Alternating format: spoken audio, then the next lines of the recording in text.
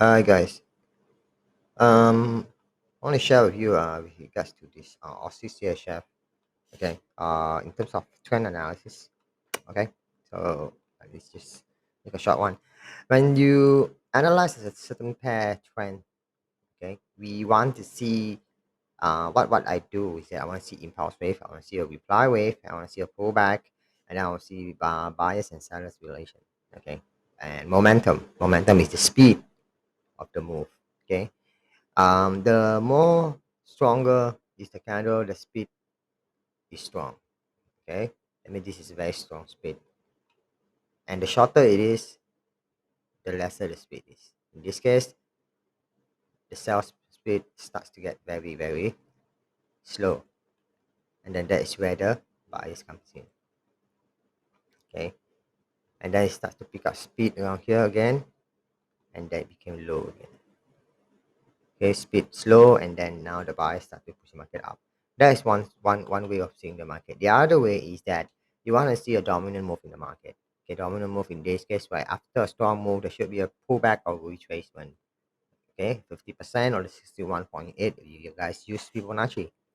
So for instance, right, relative, look at objectively, okay, in this market, what happens? Okay, like for instance, if you look from here, there's a strong push here. After this strong push, price make a pullback in the form of a bullish candle. Remember, bullish candle doesn't mean buy, and a bearish candle doesn't mean sell. You have to look at context when you apply all these things. Okay, you took this move from here until here, and I like to use daily to make my analysis before I go to the H4. Okay, so there's a pullback, 50% retrace, and then you can see a continuation of a down move. So the thing is, when you see a drop, when you see a significant drop or significant rally, right? Then you want to wait for the reply wave. You want to wait for the reply wave. You want to wait for a pullback, and then the question is whether will this drop continue or not. So in this case, right, there's a drop here, there's a pullback, a continuation. Okay, a weak pullback here, a continuation. A weak, there's no pullback. It just hover around here inside bar and then inside bar breakout, continuation here. Now this is where the downtrend continuation stops for a while. Okay, this is where the downtrend stops trending down. And as I say, just now I explained, is because of the speed. Okay, the speed of the sell start to get very weak here. Okay, this is where market push up.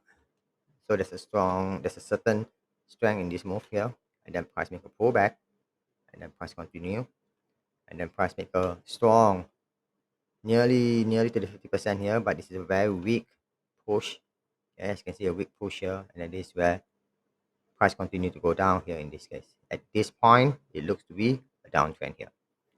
Okay, strong push, a pullback, a continuation, a pullback, continuation, but very weak, and then this is where the move up starts to move. So the question is right, whether will this move continue or will it reverse?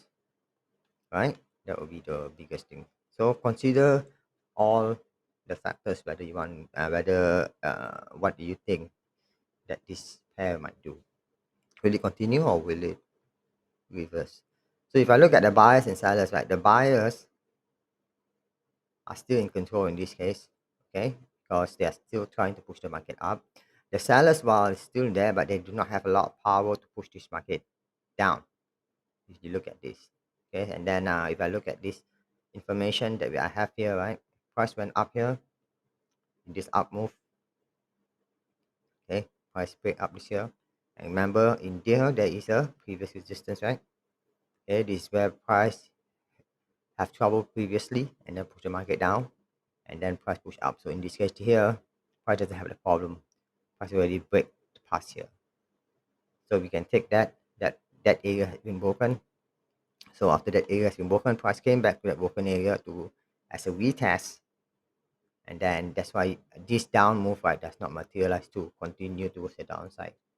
But usually after price break a certain resistance, like it should come back to form as a new support. I think you guys should know that. Okay, so from there, the buyers to go long came about. All right, and then for today, I think the because the in this week in most pairs relatively weak.